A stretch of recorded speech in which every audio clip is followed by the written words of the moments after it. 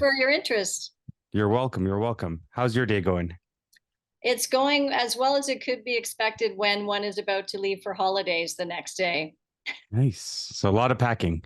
A lot Yeah. of arranging and all of that. So yeah, it's fine. And I was really happy to be able to offer some time today to be able to chat about my passion project. So thank you so much. I feel honored to be on your podcast. Thank you. It's definitely a project. It's a work in progress, but it's been nice to talk to so many Calgarians and just Albertans and then going outwards. So started small and just started growing it. Yeah, well, it's fantastic that you've got the Canadian behind it before someone else took it, right? And where are you heading off to for your holiday? Well, I'm originally from Ontario. My husband's from Quebec. So my parents are alive and they're in Ontario. So we're going to see them and seeing our families. Oh, And my that's daughter nice. is actually in track and field. And so she has her youth nationals in Sherbrooke, Quebec. So we're doing a whole Mm. You guys flying out there or driving? couple of weeks. We're flying, but Yeah. we did drive last year, actually. We did My drive. Yeah, goodness. we managed to get enough time to be able to do that. And I strongly recommend that for anyone to try to drive our country, even if it's just in chunks, because it is a spectacular place and every region is different. Oh yeah. Even Saskatchewan. Well, Saskatchewan has actually some of, if you kind of can get off the Trans Canada, that's the key, right? If you just go blasting through, you miss a lot. Yeah, you got to go through. It's like the hole in the walls. They're the best. They're the gems. Yeah. Very true. Very true. Yeah. Have you ever done it? I haven't, but I've done the West Coast quite a bit. So drove to Tofino, drove to smaller islands. I just love it Nice. there. So Yeah, Tofino is a place everyone should go see as well. do you Yeah, think it's overrated? I haven't been there. I think the last time I was there was probably about 8 years. So I'm not sure. I'm sure the development has really expanded. It's a long, it's a surprising kind of lonely drive I found, right? To go all that way.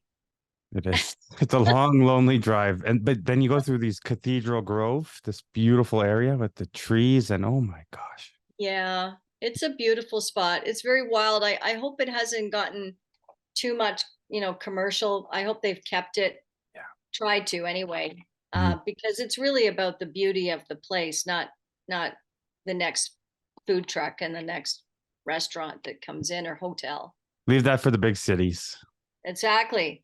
Are you in Calgary then? I'm in Calgary. Oh, Yes. okay, cool. Right on. Yes. I drive out to Bragg Creek a lot and I get worried now, but people in Bragg Creek are excited about this. They're doing a whole development project out there. And I'm thinking, no, this is the gem. This is my escape. Exactly. It's a hamlet for a reason. Yeah, I'm gonna miss it. I know of that because I actually did some work in movies during COVID, and Hmm. I was a location manager, and we were out there, and I actually met the developer because he actually is the one behind that little mall, and that little mall actually does well as a stand-in for a town, like a little village downtown kind of Oh, escape, because yeah. you can shoot around right from the side of it, so it looks like little shops to have a walking scene. Is that Anyway, is so that Powderhorn Saloon, that area, that strip? yeah, across from the Italian farmhouse, so just across from the Italian farmhouse, so the other Yes. side of the street, and just on your left-hand side, there's like a women's shop, there's like a coffee shop, a bike cafe, Oh, yes. Okay. there's a real estate agent. So it looks like Mm, an old town mall. I think it's called Old Bragg Mall or something. okay. Yeah. Yeah. Oh, that's super So I neat. know he's building all behind that. Behind there. Yes, they used to have a famous steakhouse there. So now they're gonna re-implement it out there. I think it's like something Pitt's Barbecue or something. Oh, Yeah, oh, it'll be is that neat. right? Oh, I know where you mean. Yeah, down that other road on the way to Elbow Falls. Yes. Yeah. It's- Yeah, I know what you mean. Is something, isn't there a line from I don't know if it was the Eagles, but once you call it paradise, kiss it goodbye or something like that. It's true. It's true. Where did I go recently? Oh, Nanton. I love it Oh out there. yeah, it's nice, isn't it? Yeah. Have you This talked to those guys at the Bomber Museum? I haven't, but I went for a tour there and then the mechanic had taken me back personally just to go look around and it was exciting just to see what they're doing. And I'm saying, well, you're just putting this up for show. Do you really need to go through all the details to put the engine back together as it was? He's like, yes, we're going piece by piece. And I'm thinking, incredible. Yeah. It's a neat little spot there. Lots of great antique Yes. places there. Oh, yes. There's like 10 stores, all antiques. I was like, all right, let's do this. That's awesome. Yeah, there's Yeah, good spots. You just have to get in the car and go find them, kind of, right? exactly. I want to go to some abandoned towns in Alberta. So there's Wayne, Alberta, I want to check out. Wayne. Yep. Yeah, there's a hotel there I want to see. Yeah, the Last Chance Saloon. Yes, that's exactly it. Yeah. Yep. Just down by Drumheller. We've done that. It's been a long time since I was there, but yeah, that's kind of a neat sort of a landscape. It's really the landscape that makes that. Mhm. I get excited about these things because it takes you back in time and then it brings you back to where we are today and how hard people had to work. Again, perspective, but the manual labor, thinking, how Yeah, would you do all this? just to make a day happen. There's no phones and texting, none of this. No, they're going by the sun. Yes. So, Lisa, how did you get started? Maybe we can start with that for the audience. Well, I guess my career began when I was at university because my whole life trajectory actually changed from the moment I started playing soccer for Western University.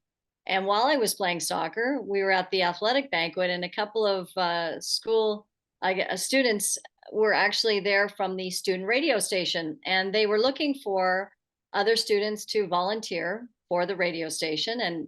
And they were sitting beside me and they asked me, hey, we don't get women's sports on the air a lot. You're on the soccer team. Do you think you could ask a few interviews next season?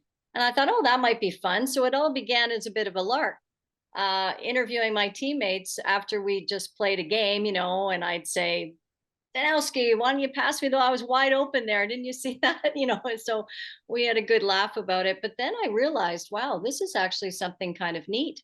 And I was at university for my kinesiology degree. And my big plan was actually from London, Ontario, to come actually to Edmonton and take my master's for sports psychology. I was really fascinated by that.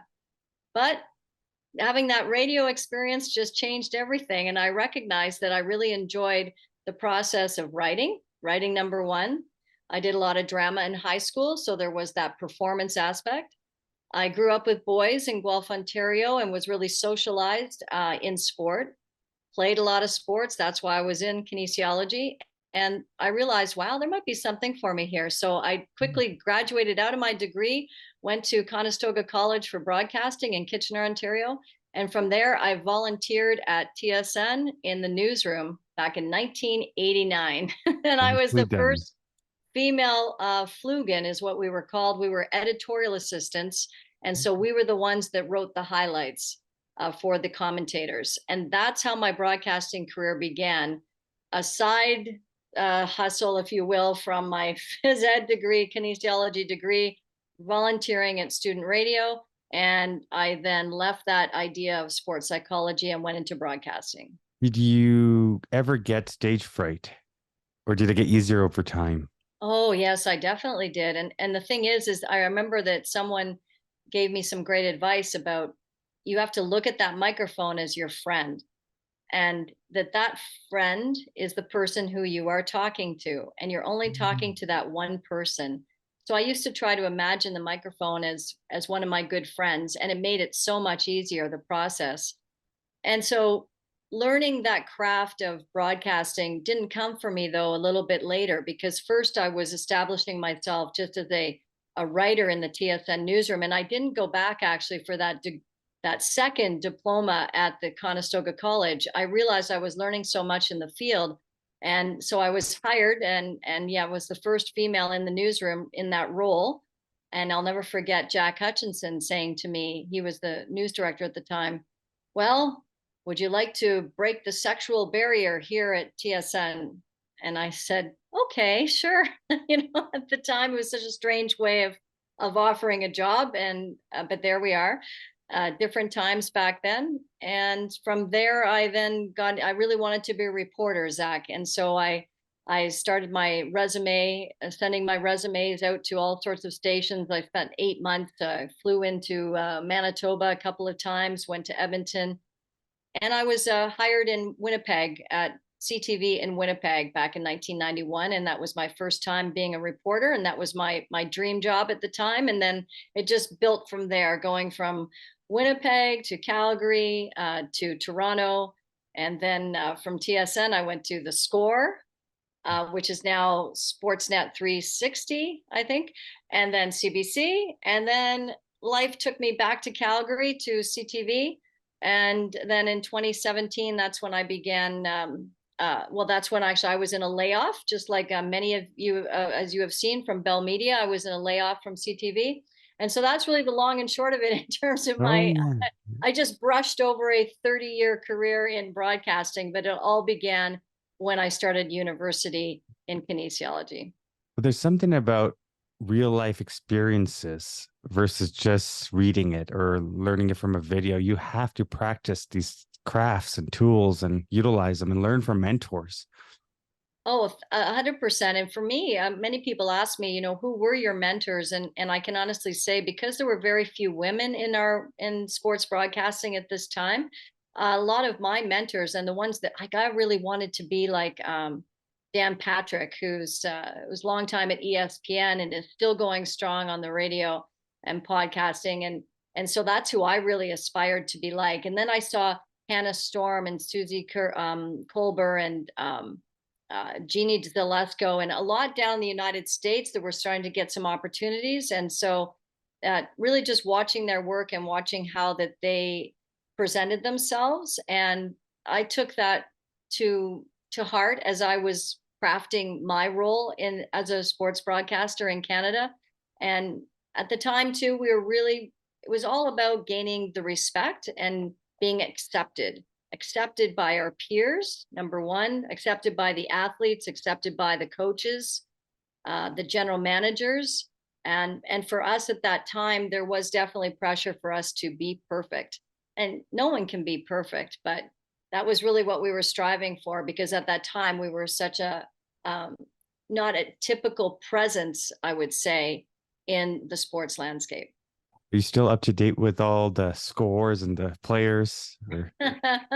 It's funny. I have kind of I guess I'm more of a casual fan, if you will, right? I spent so many years, at Rogers Center. I spent so many years here in Calgary. I had two tours of duty, if you will, in Calgary. So, the seat at the Saddle Dome, seat number 94, is still the TSN seat.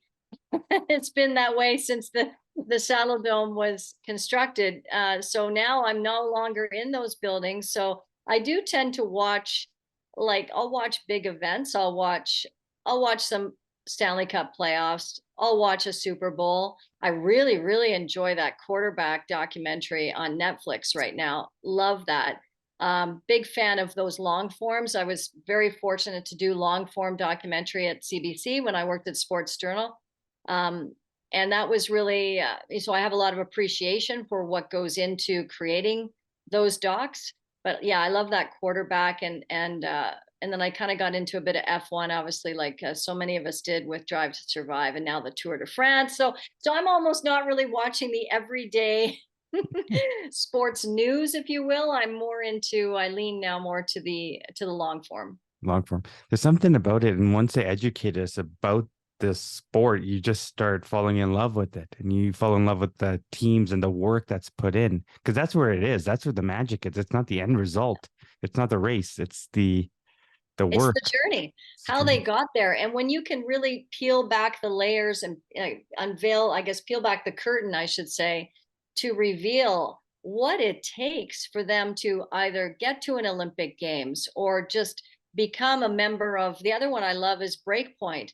I'm a big tennis fan, and that's another tremendous series that Netflix has done. And the key to all of that is the access. And it's only until recently, I would say, when the sports world and the athletes and their agents have recognized the value of allowing the cameras in on their journey and the value that it gives to them, and really it actually helps them as well, I would say, to focus on what they're doing, because now they have even more attention with these cameras in their personal space. And so in a world where we're constantly showing everything we do in our lives, and these athletes are no different, I find it fascinating how can they juggle all that attention and still maintain their focus, with the cameras and Instagram and social media accounts. I think it's quite something. And so for them to now allow us to see their journey, they now recognize we're building our fan base by doing this. And you know that they also get a cut, of course, Oh, yes. of the action. Yes, they do. Yeah. Growing up, I used to get the Sports Illustrated magazine, and that's where you'd see an inside look at what an athlete is doing. So it's kind of nice when they have their own Instagram, they might take you within their house on a couch sitting around and talking, and you're like, oh, that's pretty cool. So, Exactly. Whereas, like you see, when I was, when we were during my day back, I don't want to harken on the past, but we would have no insight into that. I mean, the only insight you could actually grab for an athlete at that time would be if you were regularly on the beat and talking to them almost every day, you would gain some insight, and then you might have that opportunity to say, I remember actually shooting pool with Teemu Solani during his days in Winnipeg, and he was actually a film crew from Finland was coming and shooting a milk commercial with him for Finland. And so they allowed us to come in there. And then you start to, so then for your story, you have so many better elements as opposed to just getting them at the rink or getting them in the dressing room after the game. So I just think it's tremendous for us to see this, because we really did not have that ability back then. you know, it was funny. I was watching Russell Peters, and he says watch the interviews after a game, and the hockey players always say the same thing. Oh yeah, like coach says it was a good game. We've got to try a little harder, and it's the same spiel year after year. It is, and I feel sad about that, because we used to have so many fantastic personalities. Like I think of Jeremy Roenick and Yeah. Brett Hull, and really they would just say they were unfiltered, right? But now I think today's athlete, in many situations, in certain sports, are being asked to be almost a one-dimensional character, and everybody then sounds the same, Yeah. almost like they're being told, don't say anything, don't, because that'll be misinterpreted and that will be taken in different contexts, and that's really too bad. But it might be a reflection too of our larger world. But I do find that sad, because then we don't really see their characters. And and you're right though. I don't know if they've I've done some media performance work with young athletes, and I do, and the whole idea behind that is for them to actually say something, not give those cliches all the time. Exactly. Yeah, absolutely. And I don't know if it's a PR move, but you're right. It could be just be careful out there. You don't want to say anything and get in trouble. So, yeah. Yeah, but the personalities, look at the NBA. I mean, the NBA, I think, does a fantastic job of really using their players to sell their product, and really, I don't know, celebrating their athletes and allowing them to just be freer. I feel that hockey could learn a few things from the Oh NBA. yeah. I've seen an interview with Steph Curry with his daughter there, and she's playing or trying to talk in the mic, and you know, there's so many families out there that will say, "Hey, my kid does that often when I'm on the phone or something." Yeah, Relatable now. It brings people together. exactly. Yeah. Exactly. Yeah, no, that's awesome. Did you ever work with Daryl Jans? Absolutely. We used to do the weekend show on Oh, CTV in Calgary. And yeah, just a lovely man. And in fact, I felt very blessed, because he actually did a story on me shortly before he retired. It aired in December, so 6 7 months ago, on one of his inspired features. So that was really wonderful too. That was the last time that I saw Daryl. But yeah, we used to work together quite frequently every weekend on yeah. CTV. Ian White, Barb Higgins. Yes. Oh, yes. Yeah. That whole crew. I was 13 years at CTV Calgary, and then backfilled for my old job at TSN at that time. So it Mm. was great fun. So I used to backfill with for Jermaine Oh, Frank, yes. who's now in Toronto. Yep. And so and Jermaine actually, he used to be one of the writers for us commentators at The Score. So Jermaine and I go back many years, and I've always been a big fan of his, and we've had really some really good laughs in the press box over the years. I had Daryl on the podcast maybe a year and a half ago, 2 years ago. But what a cool man. Just at his age, he's just going and he's got stories for days. And I'm thinking, Oh that's what yes. it's about and where he came Yes. from. Yes, and he's still going. I believe he's doing some work now with Yes TV, I understand. I love it. So he Can you, hasn't fully retired. nicely done, Daryl. Exactly. We can all aspire to be like that Yes. for sure. What has it been like as a woman in sports, being one of the first, and now looking at how many are out there coming into Well, the industry? Yeah. yeah, I think it's tremendous. I mean, to evolve. I I don't think that when I started this job, it was really just a matter of, wow, this is something that I have a lot of interest in the elements of broadcasting and oh, in sports specifically, because I was always, as I said earlier, socialized in sports and played all these sports and watched a lot of it, and so um, I think it's fantastic to see so many, and I'm really happy to see, especially those of my colleagues that are taking on the play-by-play role. I've tried to do some mentoring for Claire Hanna, who is now in TSN in Ottawa, and I really, really was saying to her, "Gosh, you need to really start," because she was a volleyball player and played for the national side, and I said, "Man, oh man, you need CBC to give you a chance to do some play-by-play of volleyball. Let's start there and then build your craft from there." But at the time, though, Zach, I guess I went into the booth in 2000, so 23 years ago, and was the first to call a hockey game. And then later I did some basketball for the Score. And I just really thought, wouldn't this be wonderful to evolve the booth? And it has been amazing to me that it has taken a couple of decades for more and more women to take on that role. And I'm so happy to see that, because it's great to have balance on the air. We just need balance on the air because the viewers, the audience, are men and women. 40% of our sporting audience are females. So we need to think about, who are we talking to? So I think it's tremendous for the industry to see that evolution. What was one of your most memorable moments, Lisa, In broadcasting, in broadcasting? oh, well, I'd have to say probably the play-by-play, and then I also had an opportunity to go to Anaheim, and I was a host of with the Ducks shortly after that Oh, lockout that they had in the mid '90s. That was a real career highlight. But I guess the one that would top them all would be the fact that I covered women's hockey at the Olympic Games in Vancouver. I think to have a home games, they don't come around that often. nope. And so to be able to be on the board, as we say, so they put our names on the board and they decide who is going to stay and who is going to be cut, just like any sports team. They were crafting the crew, and I'm happy to have stayed on the board. And yeah, a definite career highlight. It's a hard show. It's a hard tournament to do. Most people don't. I don't know if people realize. I mean, I didn't really see much of the Olympic Games. I'm in the bowels of the hockey rink, and all of your research has to be done ahead of the games. So I started that research for those teams over a year before Vancouver in February 2010. So Hmm. that's definitely a highlight for me.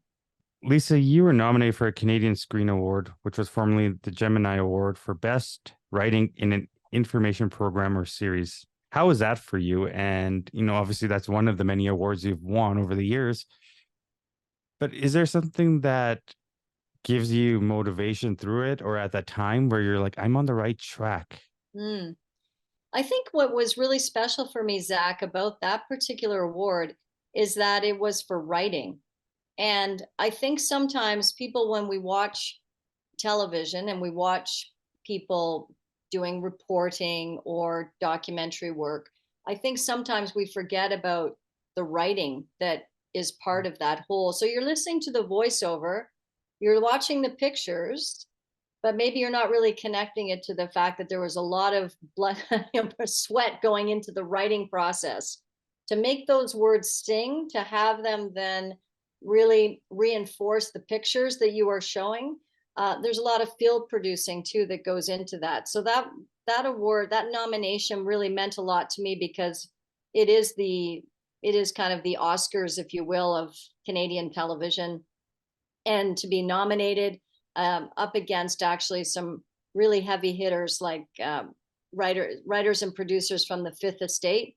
Like that is really strong journalism. And so for me, that definitely meant a lot to be in that, to be included in that, because it was reinforcing and saying to me that a lot of people sometimes just say, "Oh, you're just a sportscaster," but like the just right. Yeah, I was just thinking just a sports. Yeah. Yeah, exactly. And so that sort of said to me that I'm actually a journalist. I am a good writer. And so it's not just about me being on camera and you seeing my face, it's about my writing that I bring to the table. And that's And an then art what's on its really neat, own. so it was about actually, and it's kind of interesting. I'll just quickly, sorry, Zach, was that now I actually see on Netflix there are two documentaries about free diving on Netflix right now, and that's actually what I was nominated for, was a story about free diving. Oh, So that's interesting. this kooky, crazy thing, where people are Is that going the down. one called Deep Breath or something like that? Yes, Oh, okay. yeah, I've seen it. Yeah, I gotta check deep it out. breath. Yes. So yeah, we did that out in BC, out in Horseshoe Bay. There was a Canadian free diver at the world record at the time, and she was going to go down, trying to break it. Uh, Incredible. Yeah, so there was a story about all of that and all the different types of free diving and how they prepare for it, and it was really fascinating. Back in the day when, that was a goal to be identified as a journalist. Now, it, people are afraid in many ways because our world has shifted. The dynamic has changed. So maybe a digital creator is a new term. That is the new term. I am a little bit I am frustrated though by what I see though about journalism, and I mean really journalism, it's the objectivity, right? And we've lost a lot of objectivity, especially actually in the sports realm, because a lot of the networks are now owned by the teams. So the broadcasters working are essentially then working for the team, and therefore, are they able to objectively report on what is happening with the team? And I would say in many cases we've seen that they are not able to.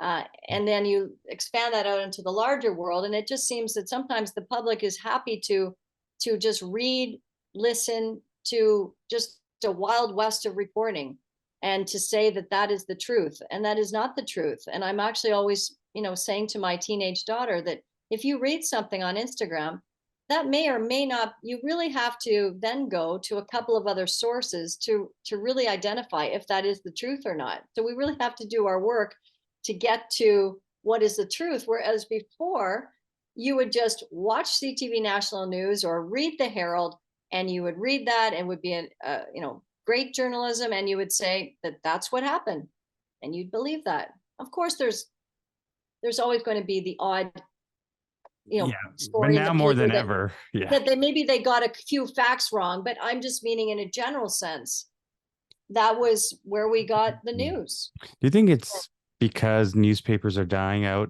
and they need to stay relevant? So they start doing clickbait headlines where it's Yeah. oftentimes not true. Yeah. And I think we've got a whole like undercurrent of who knows what is really going on in social media, and who is driving these headlines, and right, and who are the people that are are writing this material, and what is their agenda.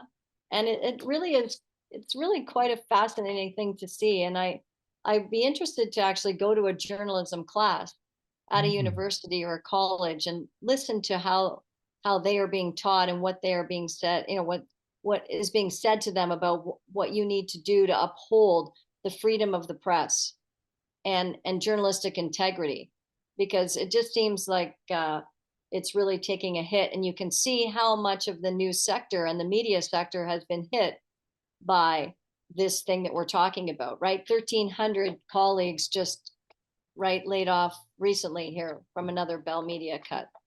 Post media has cut quite a bit as well, and I just keep thinking, okay, well, when is it going to end? When is it going to stop? Yeah, I don't know. It's very concerning. And I did see that it started to happen, I would say about 10 years ago, when I started to notice things like Flames TV, for example. And it's wonderful. Flames TV, it's all great. Everything is good. But I'm just talking from a pure objective journalistic Mhm. standpoint, we're I don't know if we were maybe granted the same access as Flames TV might have been granted, or right. Of course. So So there's a bias there. a bias. So once a bias starts to creep in, then the next thing you know is that people are just being given one point of view. And I just feel we need to have both points of view and then allow the viewer or the listener or the reader to make their own judgment. But you can't make a judgment or have an idea as to what is really going on unless you have both sides of the coin, both arguments. And I just feel we really have lost that Yeah. in recent years. Exactly. Anyway, Whoever's got the largest audience, they'll get the views, they'll get the likes, and then you can't say anything, right? So it's a business. It's a business.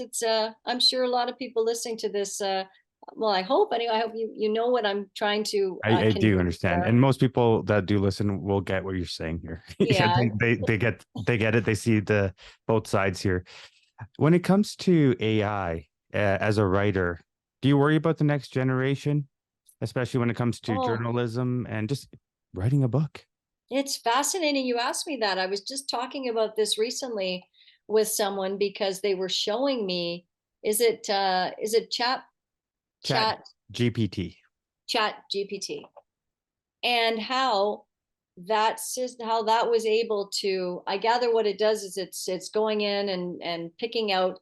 So like the idea being someone was going to write a speech for a graduating class, so they were asking chat GPT to do that for them, and so they just typed in the main elements, where they were, what the graduating class was, what was the tone, and here all of a sudden this program starts spitting it out. But you could tell that it was really just piecing together other um, speeches for a graduating class from all over the world and putting it. But my gosh, within a matter of seconds there's an outline that you could work off of.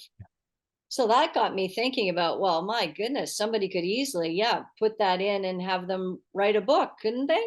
And who would know? And who would know? And the same thing with actors. I feel it is definitely, I guess it's all how we manage it. It's really a big part of this will be how we manage it. And all those decisions really have to start right now, because my first thought on it is that it is, I do feel like the arts, creativity, human creativity could be under um, attack. Seems so Well, in Hollywood right now, so. they've got the strikes going on, as we know, but they're That's worried what they're about fighting AI, for. and they're worried about AI. And during the strikes yesterday, I saw Netflix put out a job offering for $900,000, a $900,000 job for an AI position. So Wow. you see both sides, but you get worried. I do a lot of video editing, so a tool that I found to help me speed up the editing process has been useful. I mean, hours of editing have Yes. been cut off, so now I have more time for life, more time for creating new things. That's a pro, but the con Yeah. is, well, how long till AI takes over journalism in terms of even sports reporting, play by play? 100%. You can see how it can help in so many different ways, and then you can see on the flip side how it could affect so many things in so many different ways. And I guess I'm thinking about, I feel for musicians Yeah, especially, that's hard i right now. find I find that frightening for musicians. If the people can source their work and then recreate it through a machine or start from fresh. So like for example, someone could, with my book series, you could then therefore the machine could easily write the next Lucy Tries book. And Yeah, would anyone know that like right? So I don't know. Like it's really, we're at the very cusp of figuring this out, I think, right? And yeah. hopefully we make some good choices on it. So Scary. Lisa, yeah, can go on and on about how crazy it is out there. How did you get started with Lucy Tries, and why the name Lucy? So this all began actually at the Vancouver Olympics. So we were just talking about, and at that time, my young daughter was 3, And I was looking for books to read to her, just like all parents are, reading out loud, which is so critical for their brains to be read to. And I couldn't really see anything out in the marketplace or about different types of sport. And so I thought, oh, wow, I could like create a book series in time for the Olympics. Like this was a year and a half before the Olympics. Okay, that was never going to happen. While broadcasting works at a fairly quick pace, publishing works at a quite at the opposite end of the spectrum. And so there is quite a process, and I need to respect that process in order for this idea to flourish. And so I was in this Olympic mindset, and at the time I thought maybe the luge story was my strongest story. So shortly after the Olympic Games, I began that journey. I guess I wrote a number of different stories, Zach, about different types of sport that were Olympic because I was in this Olympic mindset. So I had different characters. I had Curtis tries curling, and so Lucy tries luge, and Sylvain tries speed skating, and this type of thing. And so I went on that journey, and it took let's see, 7 years later. 14 rejections on Lucy Tries Luge. And I realized that this was not going anywhere at that point. And so I managed to, I felt luge was the strongest story. And so Lucy was that character. And it took me 3 years to find an illustrator. And I really wanted to get this story out before the Sochi Games in 2014 because Canada had a very strong luge team. So I actually managed to get a sponsor for Lucy, and that sponsor was Olympia Trust. And they bought into the idea of encouraging our children to be active, to persevere, to connect them to an Olympic sport. And so they were her sponsor. And so Olympia Trust was on her jersey, just like a luge athlete would have a sponsor on their jersey. And so we donated thousands of books to higher needs schools in Alberta. And it was just a fantastic collaboration. And then they gave $25,000 to the luge team for their journey. And so that's how that began. And it began mostly, though, to go back to your question about Lucy, is that James Hearn, the incredible illustrator who it took me 3 years to find him, he had drawn this character, Lucy. Actually, here's Flat Lucy with me here. And this comes from my background of Pippi Longstocking. I grew up with Pippi Longstocking. And so I had said to him, well, for this luge story, can you make her, sporty, athletic? She has to appeal to boys as well.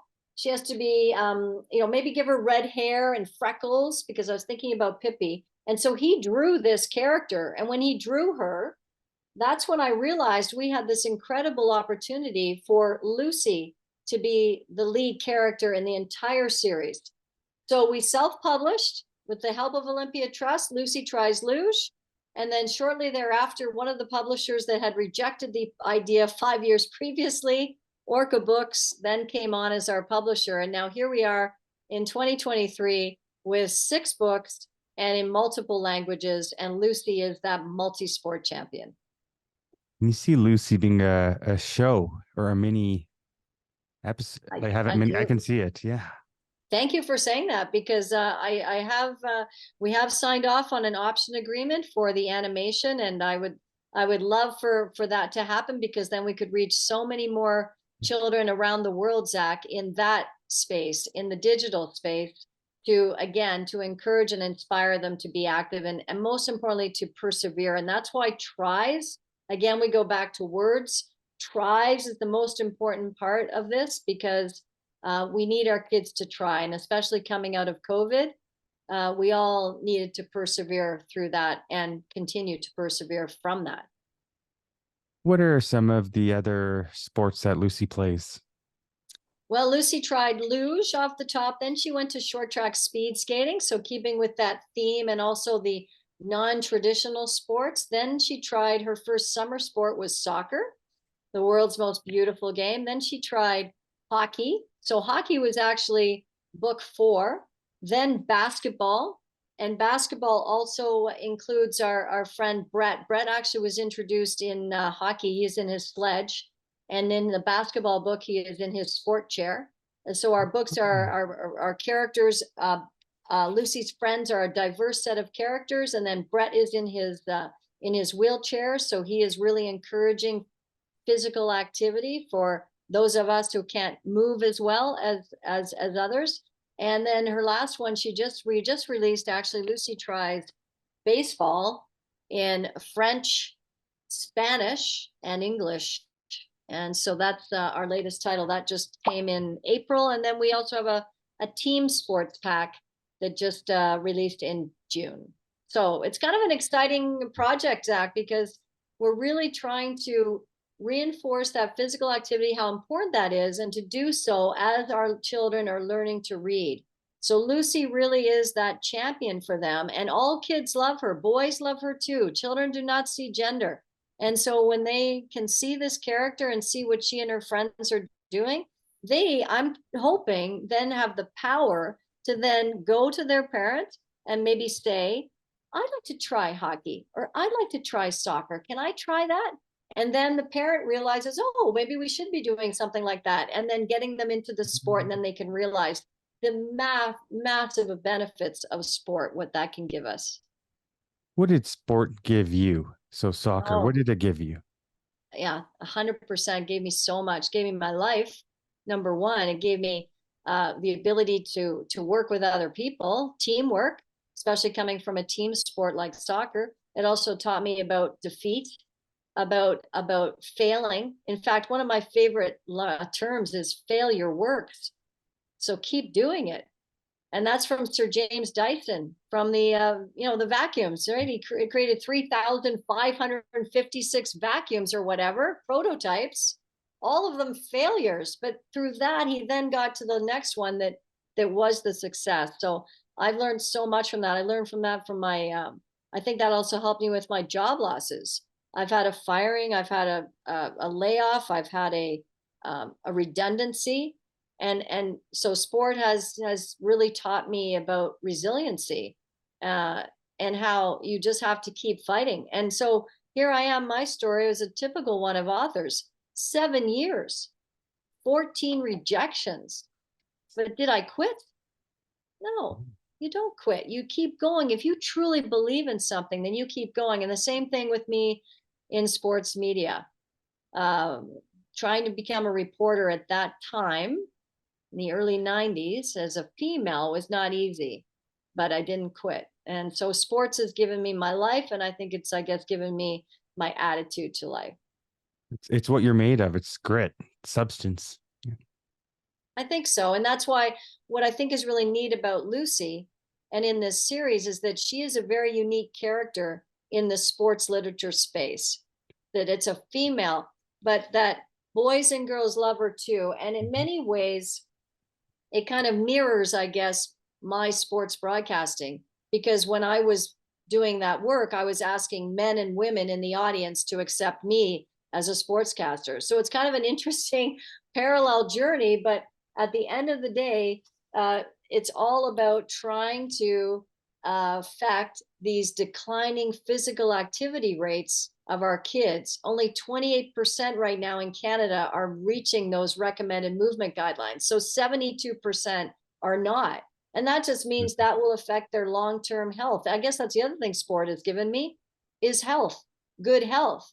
And so I want our population, like, let's get active when we're really young, because we know an active start equals an active life. And that will then therefore affect long-term health outcomes. So the books, Zach, I have to just mention very quickly, is that they all reinforce healthy principles for childhood development. So what we know our kids need to stay in sport. So that is, they need to play, participate, make a friend, super important for girls, master a skill, and have an encouraging coach, and that, or adult relationship, and that being the coach. So that's why the books, again, almost come back to my phys ed degree. Right? It's The full all circle. it's It's all full circle here, Zach. Are you happy with it all? Looking back at life, what you've created now and continue to create, isn't it nice? You're like, this is a great spot to be. I think it is a fantastic spot to be. I'm really mostly proud of being a mom. That's really my greatest achievement is is my daughter and how incredible she is, and how she is trying so hard to be a teen in this world. And she her sport that she has stayed with. She almost had to live the Lucy series. You know, she's tried many different sports, but she is healthy and she likes track and field. It's given her so many of her friends, and I can see how that has also helped her to overcome certain things because her sport is not an easy one. It's an individual sport, so it's all on her and what she's thinking. So yeah, to be in this spot, I think it is. But I will say from thinking about AI and on the hit on that might be coming to human creativity and what's in our brains and what we are creating. I hope that it doesn't affect that too Fingers much. crossed. Yes, absolutely. Fingers crossed. Yeah. I could see, well, now there's a trend going on of pickleball. Yes. Maybe Pickleball. Lucy will try pickleball or sports broadcasting. Exactly. Well, there's over 200 sports in the world that we can try, Zach, that you can try, that I Ah, could try. I'd like to get back into curling and give that a go. And you're absolutely right. Lucy tries pickleball.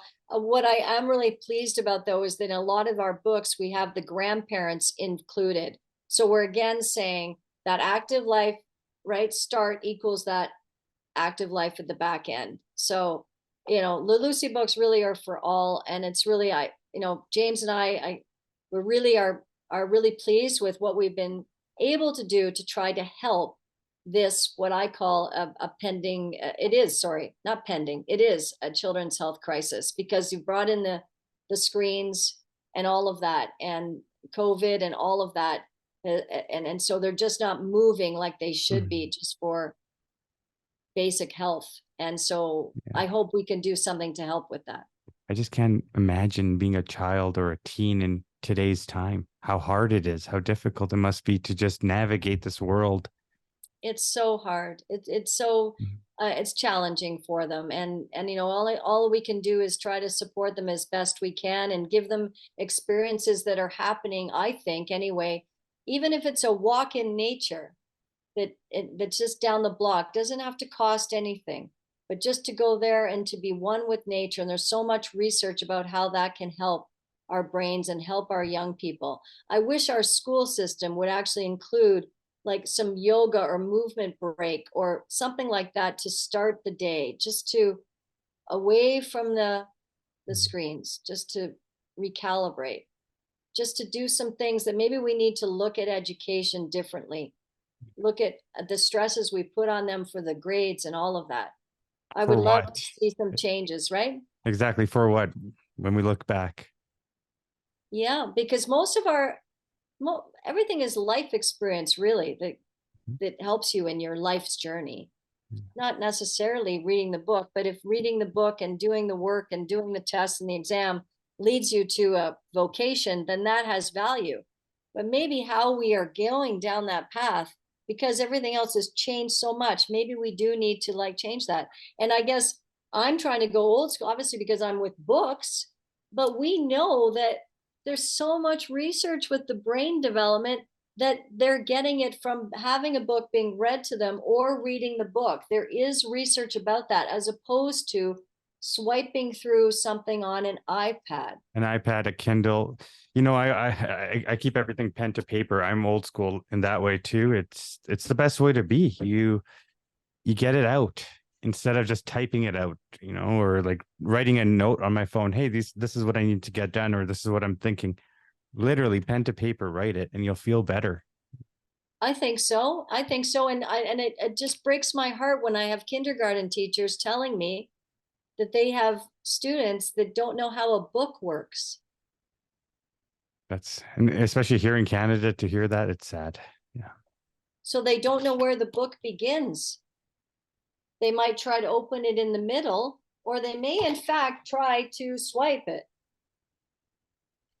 And yet, the research is so clear. I hope that the research so clear that reading it from the page is where the brain connects. So I'm really trying to reinforce the physical activity and also the reading Yeah. for brain health.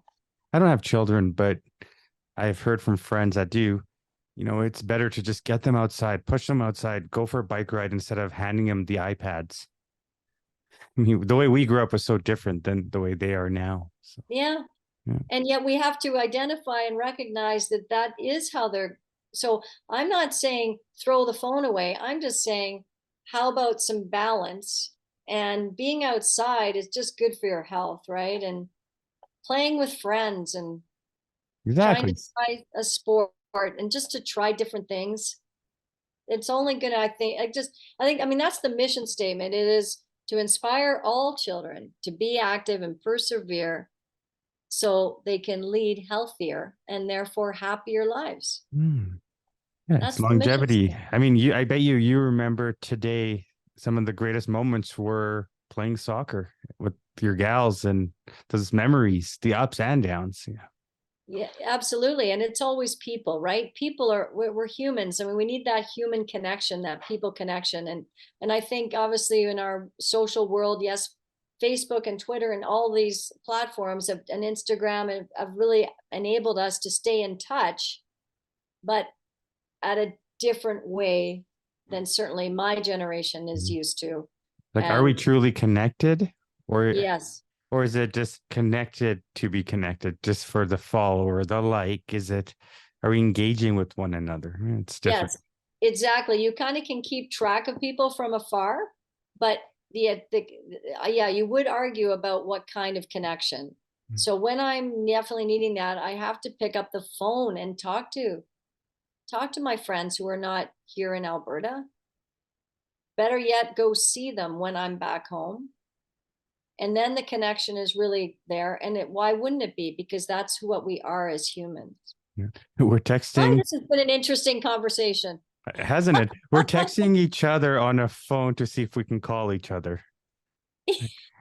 That's right. No, Oh, it's Lisa, an interesting world, isn't it? it is. Lisa, where can people purchase Lucy Tries or the Oh, you can, series? yes, you can find Lucy Tries books anywhere books are sold.